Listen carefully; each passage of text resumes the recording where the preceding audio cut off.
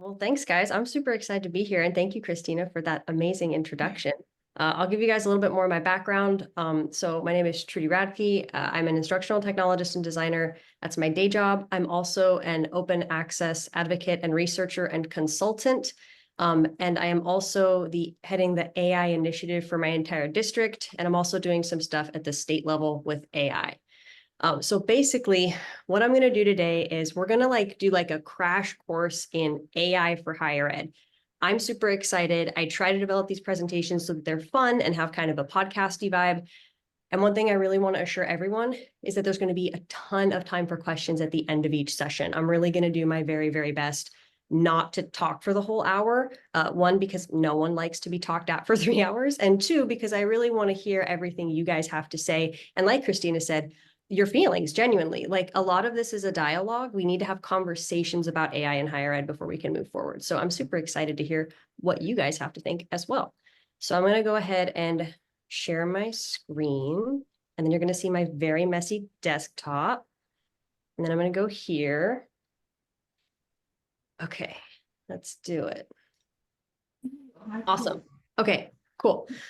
So we all saw the schedule, I'm assuming. So we know that there's 3 sessions, 3 hours to start, and this is the crash course portion. And then honestly, you guys are going to have a ton of fun later with Peter and Megan, and you're going to do a bunch of hands-on stuff, which honestly, I think is probably going to be the meat of this whole day. And I'm really excited for you guys to experience that.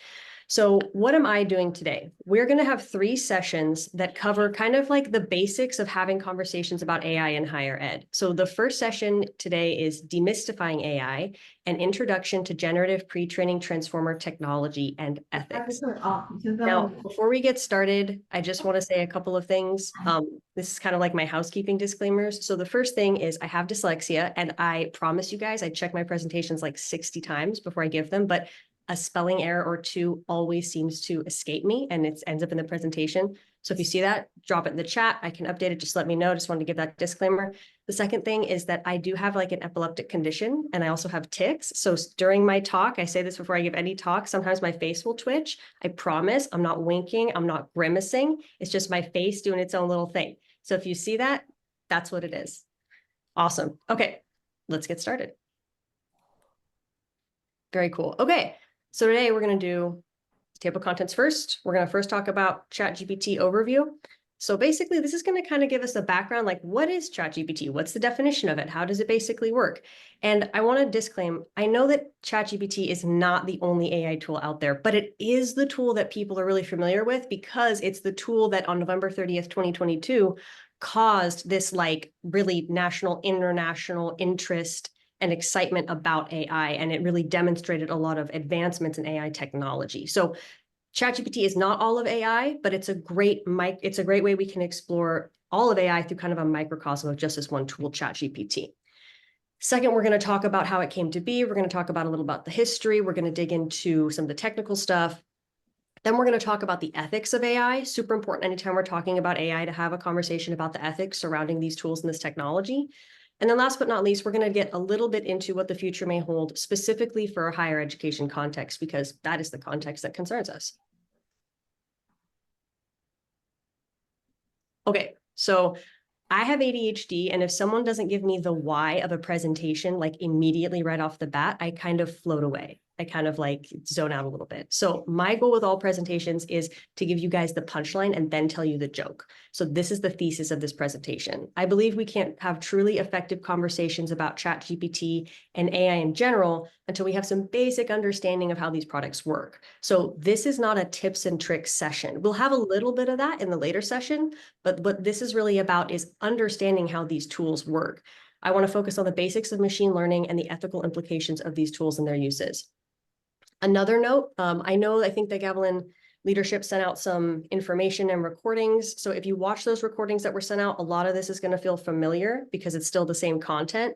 I've done this presentation before, but I've updated it with new information because AI is constantly in flux. There's new developments coming out every day.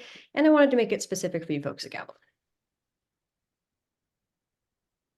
Okay, so real quick, we're going to see some words come up in this presentation. So I'm going to define them now. You're going to see them. You may not totally understand them right away when I give these definitions. That's okay. They're going to come up a bunch. And the goal is by the end of this presentation, you'll have had enough interface with them to have a little bit better understanding of the definition. So here's some important terms we have to define before we can really dig in. The first is parameter. Parameters in machine learning are properties of training data that will learn during the learning process. In the case of deep learning, these are weights and bias. Once again, if this doesn't make a ton of sense, don't worry, we're totally going to dig into it. Basically, a good way to think about a parameter is that a lot of AI is based on something called neural networks in machine learning, neural network technology. So you can basically think of a parameter as like a synapse in the brain. A parameter is what helps a model communicate information to other parts of the model. Don't worry, we're going to get into it. Alignment. Alignment is concerned with what we actually want the model to do versus what it's being trained to do. It asks the question, is that objective function consistent with our intentions? Basically, what this means is developers and AI researchers develop these AI models to perform specific tasks. Alignment asks the question, did the model actually do what you trained it to do, or did you miss something when you were training it so that it's kind of putting out this wonky stuff? That's all alignment means, is did the model's product align with our expectation of what this AI model would do? Last but not least, algorithm bias. So algorithm bias describes a system in a computer system that create unfair outcomes, such as privileging one arbitrary group of users over others. So there's a quick term for this. It's called garbage in, garbage out. Basically, what that means is that if you have training data that's biased, and then you train a model with biased data, it's going to produce biased outcomes. Once again, we'll get into all this a little bit later. Okay, so show of hands, like maybe just like put I in the chat or raise your hand using the Zoom function. How many of you are familiar with the tool ChatGPT? Okay, I'm seeing some hands. Yep, okay. It seems like it's a pretty consistent awareness of ChatGPT. Awesome. Okay, so that makes a lot of sense, right? ChatGPT is the tool that kind of burst on the scene and made us all talk about AI, even though AI has actually been embedded in our daily lives for a couple of decades now. And really a lot of AI research started taking place in the 70s.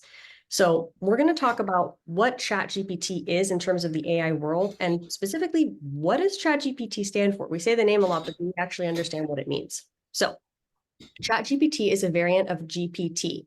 We're going to talk a ton about GPT in this session. GPT stands for Generative Pre-training or Pre-trained Transformer. We're also going to talk about a transformer. Language model. Generative, what does that mean?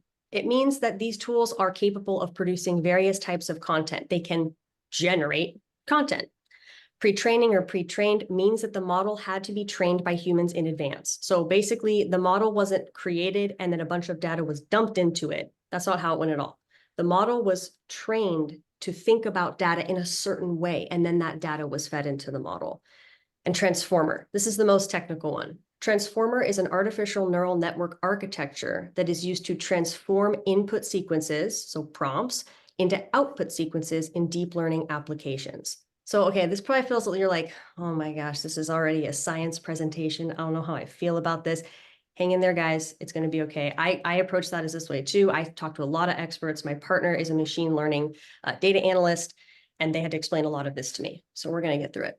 I'm just going to show you a quick picture of a transformer. I'm a visual learner. So when I say transformer, it sounds technical. This is all it is. You put in data.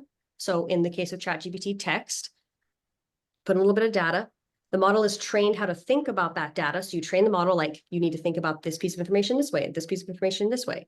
You tweak the model, that's adaptation, you make it a little bit better. And then the model is capable of putting out an output. That's what a transformer is. It basically just means data goes into this model. The model is trained to organize data in a particular way. And then when it organizes that data, it reorganizes it and puts out an answer. It's basically all it means. Cool. All right. So now we know a little bit more of what GPT stands for. So why is it ChatGPT? Well, because GPT is the technology that ChatGPT is based on, more specifically ChatGPT or GPT-3, which was the model that was available in November 30th, 2022. So it's a type of generative AI. As the name suggests, it is an artificial intelligence tool that can generate meaningful and grammatically correct grammatically correct, notice I didn't say factually correct, answers to questions. How will this tool affect higher education?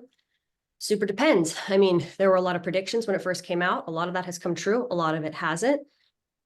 A lot of faculty are nervous about it. A lot of faculty are excited. We're still kind of in a state of flux. There's that cool transformer picture again. Whew. Okay. All right. So we're getting through it. We're getting through the technical stuff so we could get to like the juicy stuff and the gossip. So the last thing I'm going to talk about now is I call it the GPT Trinity. No one else calls it this. I call it this. So basically, this is a good idea of how to think about ChatGPT in terms of what it is, how it works, and what it's supposed to do. So the three things we're going to dig in today so that we can really understand ChatGPT internally is first, we're going to talk about the data. So this is the information that went into training ChatGPT. Then we're going to talk about parameters. That means how organized, weighted, and ultimately contextualized by the model. So this is how the model thinks about the data it was given. And finally, we're going to talk about alignment, how well these tools, programming and learning actually align with the desired tool outcomes. So it kind of is a circle that goes this way. We start with the data goes through the parameters, and then alignment is, did what happened in the model, did what it produced actually align with what we and researchers wanted? So data, parameters, alignment. Those are the three things we're going to dig into so that we can understand these tools. Okay. This is one of my favorite parts. It's the data part. So when ChatGPT first came out, it was based on a model called GPT-3. That is not what current ChatGPT is running on. It is running on GPT-4. So since November 30th, 2022, we've got a whole new updated version of this GPT technology. But we're going to start with 3 because it's super important to start at the beginning. So when this tool came out, it was trained on about 570 gigabytes total data. That's a lot of data. That's I think, I crunched the numbers. It was basically like approximately 2.5 libraries full of books. So it is a lot of data. But in terms of how much data is available to train these models, it's actually not that much. 570 gigabytes is not as much as you would think in terms of training a large language model, but we'll get into why they didn't have as much data as previous models did in a second. So what was the actual data? What was the 570 gigabytes of text that this tool was trained on? Well, 60% of it was Common Crawl. What's Common Crawl? Common Crawl is this kind of cool website that has collected internet text since basically 2008. And there's kind of some, not controversy, but conversation about whether or not it's technically public domain, because it's really just stuff that was put on the internet, blogs, threads. I don't know about MySpace, but stuff kind of like that, early Wikipedia articles, et cetera, et cetera. So basically just a big like mishmash internet dump. That's what Common Crawl is. Now, the second largest data pool in this GPT-3 training data was called Web Text 2, and that made up 22%. So a fairly significant portion of the training data. Web Text 2, after months and months of research, was revealed to be Reddit threads with 3 or more upvotes. I already, yes, I saw some faces. I saw some like, what? Are you serious? Yeah, I am serious. Reddit, almost 25% of the training data for GPT-3 came from Reddit. Just Reddit threads, with 3 upvotes or more. So if you're not familiar with Reddit, seems like several of you certainly are, but if you're not familiar with Reddit, it's basically just an internet chat forum. That's it. People just go and they find topics they're interested in and they talk about it online. If you're not familiar with Reddit, maybe, or if you are familiar with Reddit, you're probably familiar with maybe the Reddit demographic, like the folks that you tend to use Reddit. The Reddit demographic tends to be white men between the ages of 18 to like 50. So 22% of the data, just Reddit threads. It's pretty crazy. The second largest chunk comes from 2 sources called Books 1 and Books 2. This is basically an online internet compendium of just literature, essentially. Some textbooks, but mostly lit. GPT-3 claimed that all of these books were in the public domain. It later came out that that was not true. There was quite a bit of books that are still under copyright that were used in the training data, but that's what Books 1 and Books 2 count as, basically just a bunch of literature texts and some textbooks. And then the final percentage, that's right, It'll never go away. It'll be with us forever. We all love it. Wikipedia. 3% of all the training data from ChatGPT came from Wikipedia articles. So why is it really important to know where data comes from and the data that was used? Because the data that's used is going to kind of become the way that these models think. It's going to be how they understand the world, is the data used to train them. This will come up a little bit more when we get into algorithm bias. So once again, super important to know, how was this model trained to think? What was it fed to learn about the world and about the way humans talk? So that's what GPT-3 was trained on. Now, what's GPT-4 trained on? We don't know, because OpenAI will not release that information. So finding the information that I found earlier, that took a couple months of research, and I found most of it from Cornell University. There's some researchers that had done a lot of research independent of OpenAI. They knew the data that had gone in. They published papers about it. But GPT-4 is essentially proprietary to OpenAI. This is a direct quote from the GPT-4 technical report from OpenAI, the company that has created and is marketing ChatGPT. And this was published early 2023. Given both the competitive landscape and the safety implications of large-scale models like GPT-4, this report contains no further details about the architecture, including model size, hardware, training compute, dataset, construction, training method, or similar. So essentially, they're claiming that the training data for this model is proprietary and trade secrets. They will not release it. Why is this concerning? Because it's important to know where data comes from, because that is going to determine not only the quality, but also the consistency of these types of models and their outputs. And like one that we're going to get into a little bit later is, obviously diverse perspectives. Who is deciding what data gets picked and why? So currently we do not know. They've kept it pretty tight. People have done reverse engineering things to try to ascertain what it is, and we're going to talk about that a little bit later.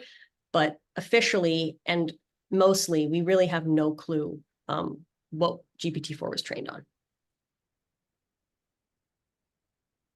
All right, whew, that's the data portion. We're already through the first third of this, which is awesome.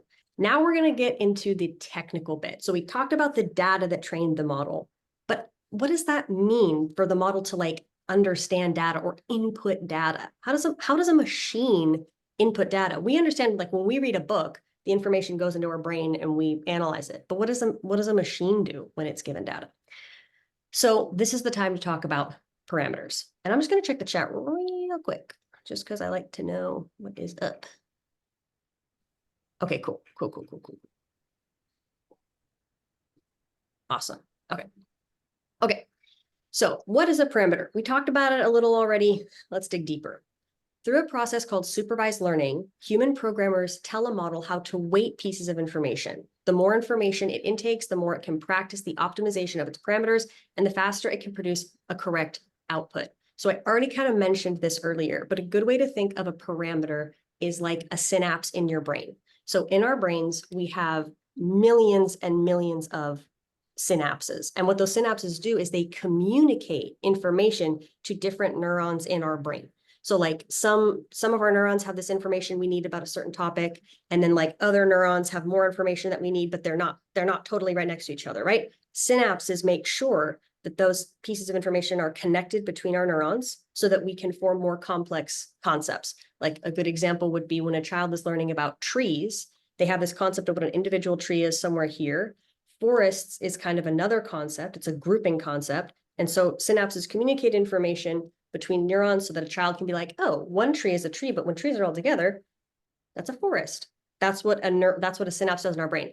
That's pretty much how a parameter works in a large language model. And that's why that AI, these networks are called machine learning networks or neural networks, because what researchers did essentially, they studied brain scans. They studied human brains. And then they were like, how can we get a machine to compute like that? How can we get a machine to make disparate connections to produce more complex outputs?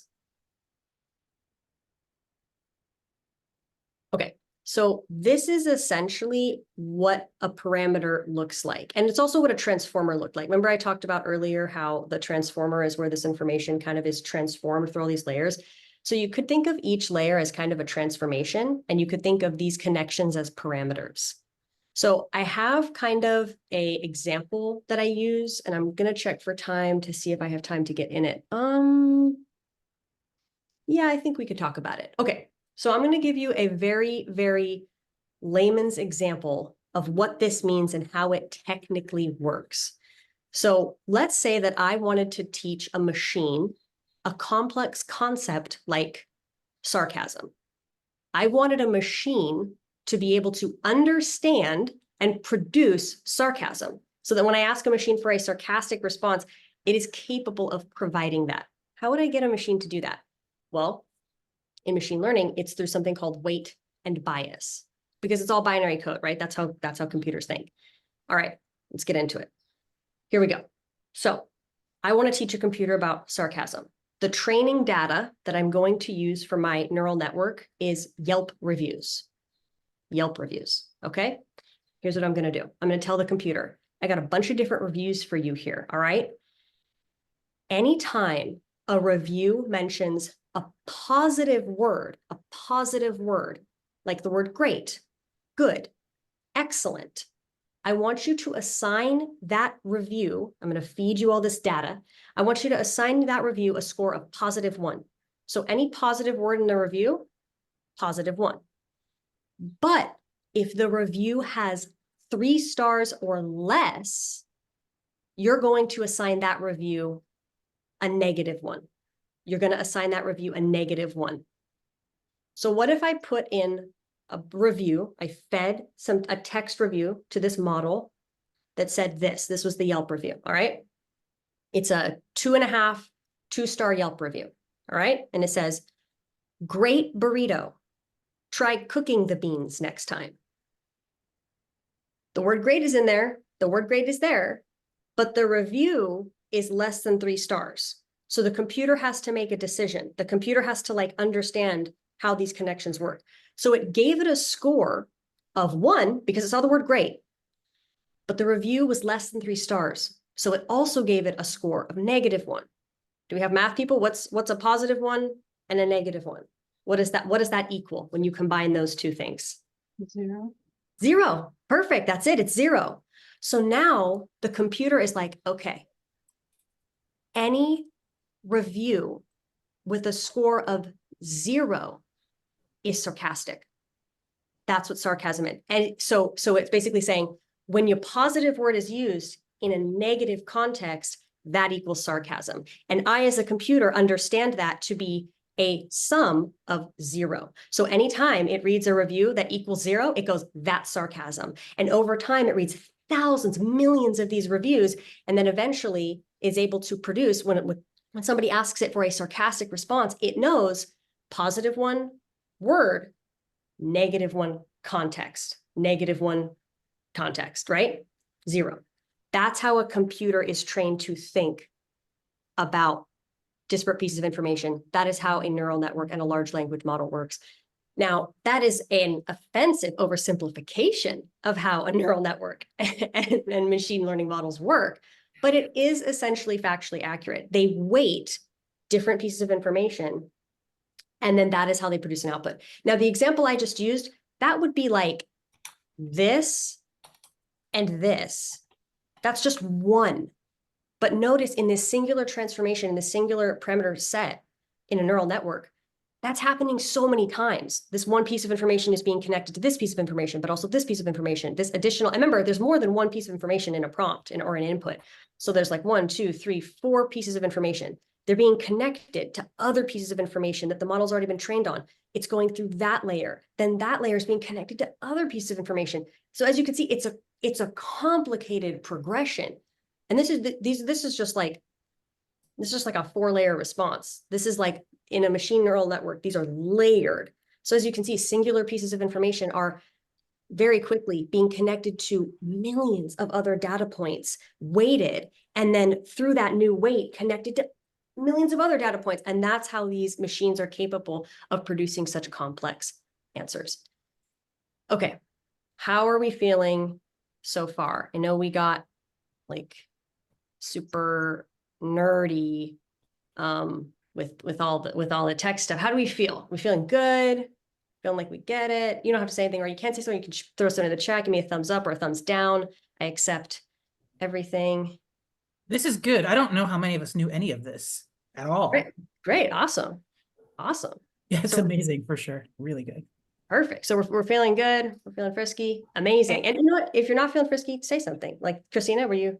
Oh, I was just gonna say, I think it's teaching us that the whole thing is human created and flawed. Like that's what I'm taking away. So Yes. Christina, you're taking away exactly the correct thing.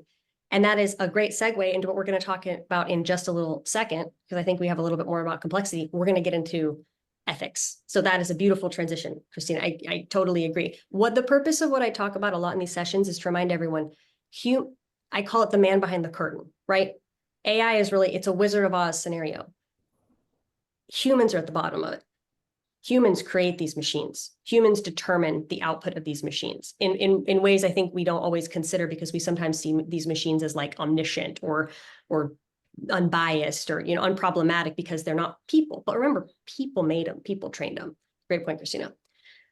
Okay, so now we're going to talk a little bit about complexity. So when I talked about this, I mentioned that my one example was just like basically just this. It's just that one little thing. But as you can see, there's a lot more going on here.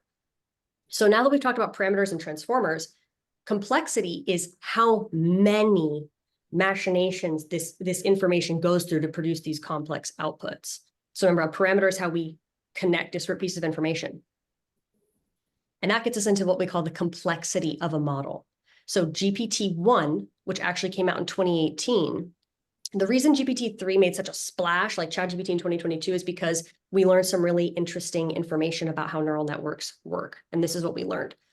Prior to GPT-3, researchers had really thought for a long time in AI that it was the amount of data that you used that would determine the sophistication of a model, the amount of data. And that makes sense, right? Because when we think of it like really smart people, we think of people that have read a lot of books, right? Or know a lot of stuff, or have done a lot of research, or are very educated. So they treated machine learning the same way. They said, oh, well, the more data we give this model, the smarter it will be. But there was a breakthrough in AI research in the late 90s going into the 2010s, where researchers realized, oh my goodness, it's not the data that determines the sophistication of a model. It's the context. It's how the model thinks about the data. And where did this breakthrough come from? It came from a lot of different places. But one of the places it came from was thinking about how children learn. So if we have any EC folks in the house, this is AI is actually borrowed quite a bit from your guys' discipline. And what I mean by that is they started to think about when brains are young and forming, how they make connections between pieces of information. I'll give you an example.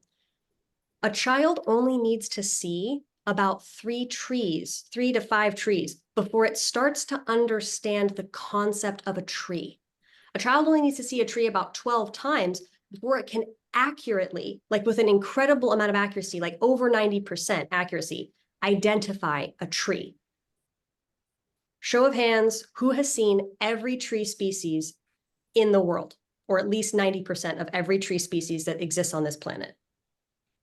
Anyone feel confident about staking that claim? Maybe, maybe not. Maybe some of us are very well traveled. Looks like maybe no. Show of hands or drop in the chat. How many of you feel confident that you can correctly identify a tree when you see one? Yep. It seems like everyone feels pretty confident about identifying trees. And I would agree with you. I feel like you all are definitely tree experts. If I showed you a picture of trees, you would immediately identify it correctly as a tree. And that's because our brains don't just work with data, they work with context. It's our synapses that make our brain so powerful. It connects disparate information, and through those connections, we are able to make complex connections between different ideas, between different objects, et cetera, et cetera. So I said it only takes a child about 12 times to correctly identify trees. Now, they may get it wrong still. Like, we may still get it wrong. I'm sure I've pointed to something that was technically a large bush, but I called it a tree. But that's what the kind of error I'm talking about. I'm talking about correct identification. So a child only needs to see a tree like 12 times before it can identify a tree. It only needs to see a forest or understand the concept of a forest like 3 times before it completely has a grasp on the concept of forest. Because information is not isolated, it builds. In our brains, information builds on top of each other. So 12 times for a single tree, 3 times for forest, you get the idea. As information builds, we're able to make more complex responses with less information because our brain is a superpower is contextualizing, not just intaking. This is why there's been such recent breakthroughs in AI technology in recent years, because researchers realized it's not the data, it's how the machine thinks about it. And how the machine thinks about data is called parameters. So GPT-1 in 2018 had about 117 million parameters. GPT-2 in 2019 had 1.5 billion. That's a huge jump because researchers are like, oh my gosh, this is the difference. It's not just the amount of data, it's the quality and the context. GPT-3, which was the one that caused the stir, released 2020, 175 billion parameters. These are exponential jumps. Now, when I first gave this presentation about a year ago, my next picture, oopsies, didn't mean to do that. My next picture was the one up here in the right-hand corner. So I had 1, 2, 3, and I didn't have this one. I had this one because we only had GPT-3. And I told folks, don't worry, guys. I know it looks really crazy, but remember, if we compare a parameter to a synapse in our brain has 1,150 trillion synapses. Trillion synapses. So GPT-3 is still, even though it's impressive, extremely far away from the human brain. And then GPT-4 came out 3 years later, and it has 1.7 trillion parameters. Now, that's still a far cry from 1,150 trillion synapses. But as you can see, the technology jump, the parameter jump here is exponential. So this technology is growing at an exponential rate. Now, I'm not making claims about it. The human brain is more complex than just synapses, right? I'm not saying that once GPT reaches 1,150 trillion parameters, it'll essentially be a human brain, because that's just not true. That's an oversimplification. But it does demonstrate that now that researchers have made this breakthrough, this technology is becoming increasingly more sophisticated in very quickly, very, very quickly. Okay, just gonna check chat. Oh, there's actually a really good question here in the chat from Catherine Miller Young. So that's a good question. Using ChatGPT continues to train it. So actually, no. Yes, it's a yes and no, but it's mostly a no. And this is actually a common misconception about ChatGPT and GPT-3 and 4 technology, which is that the data we input trains the model. While it does learn in our sessions from the data we are giving it, remember the key term in GPT is the P. That's actually the most important one in everything, because it stands for pre-trained or pre-training, which basically means that the machine is always using the data it was trained on, not the data it's being given in a current session to make all of its decisions. And also GPT-3 and 4 a little bit, GPT-3 not at all, they were not connected to the internet. So there was no way for them to retake, like refresh their information. But we'll get into that a little bit more in the third session. That's a really good question though, and we'll definitely dive deeper into that. Okay. Wow, we've done a lot. What time is it? Okay, we're good. So we've gotten through 2/3 of the Trinity. We talked about the data and why it's important to know where that data comes from. We talked about parameters and how they actually work in a neural network, in a large language model. Now we got to talk about alignment.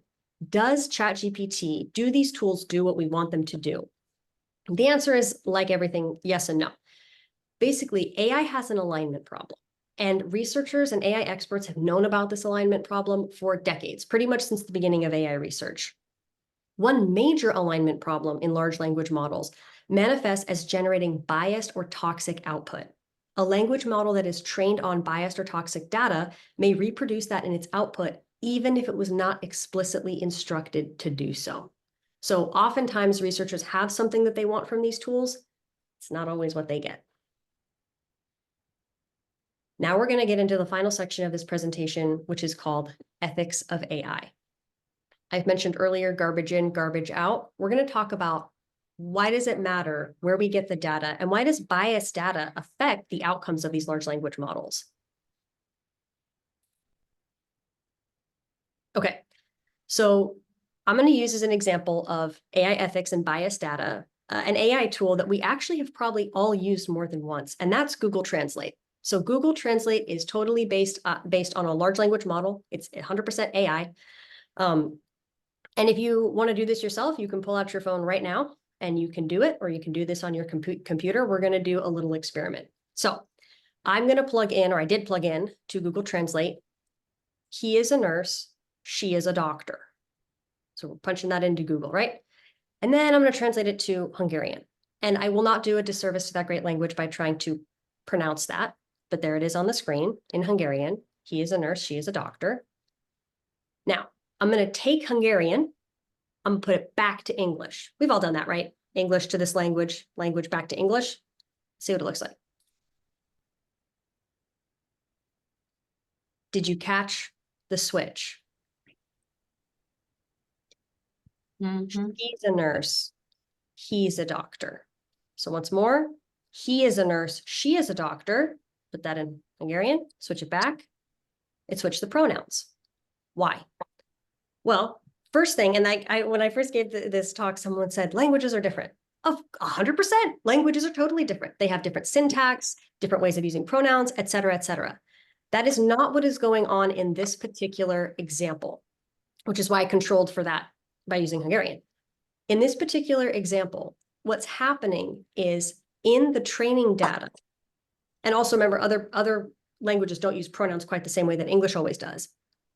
When I asked the machine to go back to English, the training data that this AI model was trained on, Google Translate, most often saw the female pronoun next to the word nurse, and it most often found the male pronoun next to the word doctor. So the model made a decision for me and for this language. The model said, this is right. Remember how I talked about weighting? Weighting, like the way a machine thinks about it? Basically, it most associated female with nurse, male with doctor. It switched the pronouns because that's what its training data has prepared it to do. This is a great example of bias in AI. The machine wanted to give me the best possible answer. The machine is working on its training based on its training data, et cetera, et cetera. And so it switched the pronouns.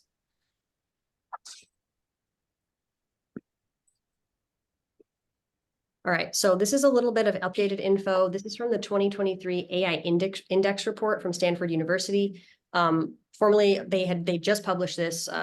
Previously, it was the 2021 index report, and I'm excited to announce that things are better, a lot better, but there's still a ways to go. Let's check it out. Oopsies. Beep, beep, beep.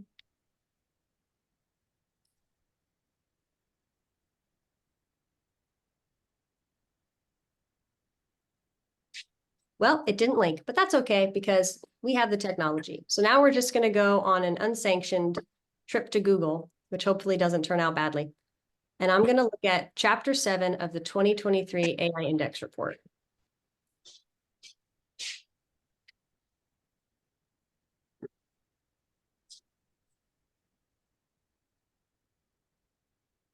Aha. And thanks to Stanford University for doing this extremely important research. All right, let's look at it. The reason I show this is because, and this will come up a little bit later in another presentation as well, but there is not a whole lot of diversity in, remember how I talked about who's deciding what data trains these models and how to weight pieces of information? There's not a whole lot of diversity in the field of AI. So this is the ethnicity of new resident CS bachelor graduates in North America from 2011 to 21. So if you read down here, you'll see that there is good news, but you'll also notice that around 50% of that demographic is still white. New AI PhDs are still overwhelmingly male. This has remained pretty consistent. Fortunately, it is getting better, but we've got about 78, 79% of new AI PhD graduates are male. Women make up an increasingly greater share of computer science, computer engineering, and information faculty hires, which is great. But as you can see, still a huge disparity. Something that is a little more encouraging is that AP computer science exams taken by percentage of gender have also improved, but there's still a huge disparity. There is a very small demographic of people that is deciding not only how to train these models, but what kind of information these models are trained on. And we understand that in education, right? Diversity of perspectives is a backbone of academia because diversity of perspectives simply ensures that we have a greater chance of getting great information when we have a bunch of different people working to compile and analyze that information. All right, and now we're going to get into the example that I often use, and I call it the compass conundrum. And this is an example, a real world example, which I think is important to focus on, of the kinds of things we need to consider about the ethical concerns around AI and their use. So let's do it. And there's a lot of text here, so don't worry, I'm going to walk us all through it. You could just read along, etc. So in the mid to late 2010s across the nation, judges, probation, and parole officers increasingly used algorithms to assess a criminal defendant's likelihood to become a recidivist, which basically just describes a reoffense. So it's a person who has committed a crime and then commits one or more crimes afterwards. There are dozens of risk assessment algorithms in use. Many states have built their own assessments. Several academics have written tools. There are also 2 commercial vendors that created these tools. The more popular commercial tool, and the one that came to be used more than any other, was called COMPASS, and it standard for Correctional Offender Management Profiling for Alternative Sanctions. It came under fire for bias. The tool was analyzed by ProPublica, which is a nonprofit research group. The ProPublica team looked at more than 10,000 criminal defendants in Broward County, Florida, and compared their recidivism rates predicted by COMPASS, so the rates at which they would reoffend, with the rate that actually occurred over a 2-year period. And what makes this research really fantastic by ProPublica is their sample size, 10,000 criminal defendants over 2 years. It's a pretty hardy chunk of numbers to work with. The study found that Black defendants were far more likely than white defendants to be incorrectly judged to be at higher risk of recidivism, while white defendants were more likely than Black defendants to be incorrectly flagged as low risk. Let's look at some stats. Black defendants who did not recidivate, they did not recommit an offense, were nearly twice as likely to be misclassified as higher risk compared to their white counterparts, 45% to 23%. White defendants who did reoffend within the next 2 years were mistakenly labeled low risk almost twice as often as Black reoffenders. And you'll notice that those are consistent. The flip, almost like twice to twice, 48 to 28%. The analysis showed that even when controlling for prior crimes, future recidivism, age, and gender, so there's controls in this study, Black defendants were 45% more likely to be assigned higher risk scores than white defendants. Black defendants were also twice as likely as white defendants to be misclassified as being higher risk of violent recidivism. And white defendants or white violent recidivists were 63% more likely to be misclassified as low risk. So we'll get into this in a second. What does this mean? What it means is that the data that this COMPASS tool was trained on to predict recidivism was biased. It was based on police reports. It was based on quite a few other things, a lot of reporting done by the police department in the state. And that information had a skewed bias towards a demographic because humans, unfortunately, have bias. And just because a machine is non-partial in the sense of the way it's told to weight information, it still has to be told how to weight information. It still has to be trained on existing data. Now, I don't tell this story to bum us all out and make us terrified of AI or make us, like lose hope about this tool and this technology. There's a lot of potential for this tool. And I know I do this. I end this one on a bummer note. I really do. And I don't do that because I want to scare people. I do it because I want us to be able to talk about the stuff that matters in AI technology. There's kind of this presupposition about tech. And I think, to be honest, I think that this aura around tech, I honestly think that it is propped up by people in tech. And I think that's a problem. People in tech often provide it as an answer to everyone's problems. Omniscient, impartial computers that always know the right way because they can't possibly be influenced by outsiders or et cetera, et cetera. And the purpose of this was really to demystify ChatGPT for you guys, demystify AI in general, and also ultimately to empower faculty. We're going to have a word attached to each of these sessions, and the first one is empower. I want faculty to feel like you can have these conversations, you can understand how these tools work, and also we can understand that it's turtles all the way down. It's Wizard of Oz, right? There's always going to be a person behind the curtain. So however technical or advanced these tools become, remember that ultimately humans are training these models, humans are determining the data, and humans are behind how well these models have alignment, like how well they're producing really unbiased and accurate answers to questions. And that's something I think that even though it's kind of like oof, like a big oof, it also can be empowering because it can remind us that we're still in control of this narrative and we can still have productive conversations and we can still teach our students how to have digital literacy and interface with these tools and not see them as omniscient know-it-alls, but rather as tools created by humans that are still flawed, that are amazing, but, you know, still need work. The first car wasn't the best car. We have a lot of AI models and a lot of cars to come. And hopefully together, by having these conversations and by being aware and having digital literacy, we can have conversations about bias that happen at the lowest levels and the highest levels of AI research in order to make sure that the tools that are being created thoughtfully. Awesome. Okay, so the last thing I'll say about this session, I promise a ton of time for questions. I'm wrapping it up. Never take my word for anything, right? Who am I? Like, I have credentials, I know what they are, but you feel free to do your own research. Never take what any presenter gives you. Dive in, do your own stuff, learn for yourself. And that's why I provide references for all of my presentations. A is kind of a lit review in case you want to do more research. And B, because we're academics, right? We need to be transparent. We're going to talk about academic integrity in a bit. I need to cite my sources, and I want you guys to know that that's important to me. So here's a list of references that went into creating this presentation. It continues a little bit on the next page. Use this as lit review, use it to do your own research, use it as a starting point for you to read other stuff that you're interested about in AI, et cetera, et cetera. Okay, and now we're at questions. Yes, Christina. So one of the things I'm taking away from this also is that we need to learn about AI, we need to develop classes on AI, and we need to put our students into the world ready to go be a part of AI because it's not going away. And I say that because of the need for diversity in AI, right? The people who make it need to be, you know, more women, more people of color, et cetera. And I wanted to say that one of the formative experiences I had in the 80s at Crown College, the Science College at UC Santa Cruz, after this hugely racist public event came out, I'm pretty sure it was Tiemann who invented Agent Orange. He wrote a letter to the paper that said, scientists cannot be racist because they are objective. And that thinking is still really deeply held in the scientific community. And people in STEM struggle with this. People of color and women in STEM struggle with this. And so what I'm taking away from this is that it's so important that we know about it and we tell our students to go know about it, because we can't just watch the train go by. So thank you.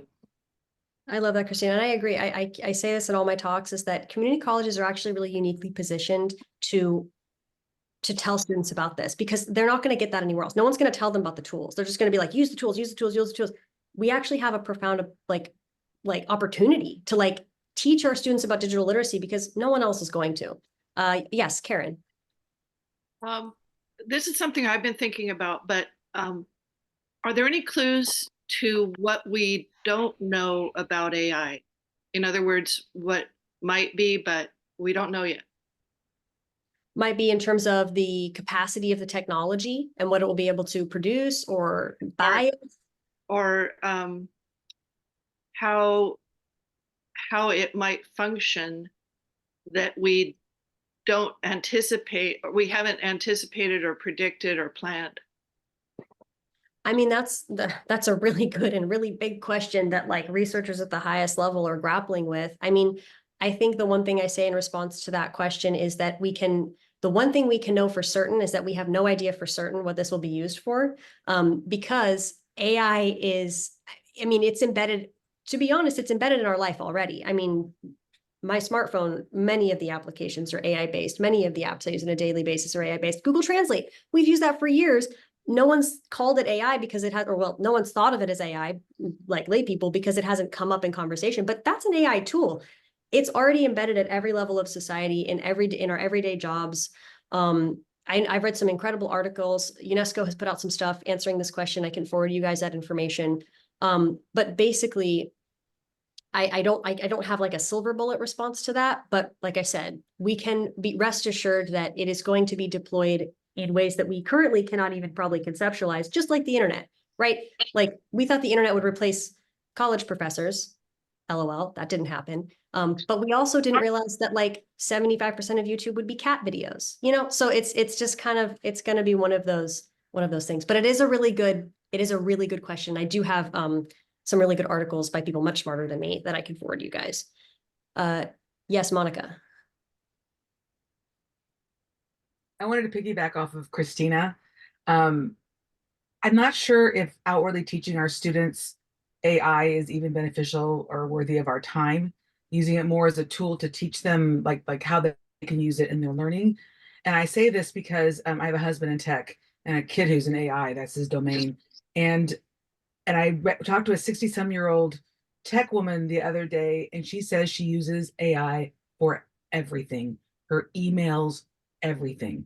Yeah. And that just astounded me. I'm looking at a woman that probably has a PhD, and she uses it on the daily. And that really blew me away. No, I mean, I'll be transparent. I had a very good laugh with my colleagues last year. I submitted about 6 conference proposals, all of which were accepted, about AI at tech conferences that I used AI to write. So it was like, it's AI inception. We're at that point now. I use AI to send most of my emails. AI writes my conference proposals. It writes anything that doesn't have to be like my voice or creative. AI is doing it for me. I've even got AI programmed to send some of my emails. So yeah, it's been a huge time saver for me. I'm really hoping that it can replace me and I get a paycheck. I'm kidding. I'm kidding. I'm kidding. Any other questions or fears or comments or jokes or recipes? I'm really open to everything. The only thing I would bring up, and I think, in the business realm, there's now the robot CEO out of Poland who runs a beverage company, right? You're starting to see this immersion much more than a inanimate object, but truly being more physical. Hey, How what's you up? I do connect have those an two. I'm sorry. Oh, go ahead. And I think that part of it, I think there is a bit of uncertainty of how you bring that in and integrate the awareness that it is happening and how we embrace it. I like what you said, that there is people behind the scenes that are programming and setting the biases and setting what they're going after. But I do think we have to be aware that it's becoming much more integrated than I think we had anticipated at such a fast rate. Yeah, I agree. And even like we've done digital literacy. We're actually working on a digital literacy workshop for our students right now and our faculty, and it's pretty popular. And one thing we noticed is just telling your students to be to have a healthy, I don't want to say suspicion, that's not really the right word, but just like a healthy amount of skepticism around tech. Like, I feel like we live in such a tech focus, like there's a lot of, and this is fed a lot by like late stage capitalism, right? Tech is always talked about positively. It's always positive, positive, positive, positive. This is going to improve our life. This is going to do this. This is going to do this.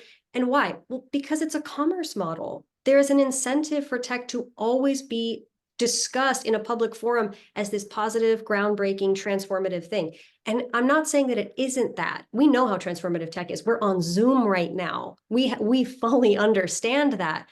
But we need to have a healthy skepticism because as Christina, you mentioned, these are, at the end of the day, it's still just people. People are behind all the tech with their own biases, with their own stuff and their own agendas. And I think that sometimes students really see, because no one told them otherwise, they see things like ChatGPT and Google as being impartial, as being unbiased, as being omniscient. And just telling them like, hey, you guys realize that these tools are biased, right? Just saying that in the workshops, we have had students that they literally never thought of that. They never thought of that. And now they're going to approach all of these AI tools, not with fear, but just with like, okay, like this tool said that, is that true? So we found that just that can go huge, be a huge jump in digital literacy for our students. I'm going to check the chat. Any other comments, questions? And if you're in the chat and I'm not getting to you, just raise your hand and be like, I put something in the chat. And we have at least 2 people monitoring the chat, so I think Good. okay. I wanted to also say that it's about the money. And I learned fairly recently that women had more computer science degrees before Silicon Valley became a thing. So I grew up in San Jose when San Jose was so-called nothing, so-called the armpit of California, no light rail, no convention center, no Silicon Valley. And that was the heyday of women in computers. And as soon as it became all about big money is when it became, you know, overwhelmingly white and male. And so that's the other thing. We have a president now who really is cognizant of connecting our students to economic opportunity, particularly in STEM, which is a goal I think we all share. And so that's the sort of urgency I feel that we need to connect to this and have diverse people connect to this rather than burying our heads in the sand like I would actually prefer to do. So yeah, it's scary new times. And welcome, by the way, Pedro, we didn't say hi to you, so hello. Awesome. Well, I know this session is wrapping up in just a couple of minutes. So if anyone needs a bio break or wants to jump off, I totally get that because I think we're going to start the next one right at 10. Christina, is that how the next one starts? Okay, cool. So I will I'll mute myself for the remainder, let everyone have a little bit of a break, and then we will see you guys at 10 for process versus product. So we talked about AI in general. What does it look like in the classroom? Thanks, guys. And just a reminder, we'll pull everything from the chat. We have these all recorded, and then we're going to build deep dives through the spring semester. So this is just the start today. We're just digging in, and we'll keep going with all this. Thanks, everyone.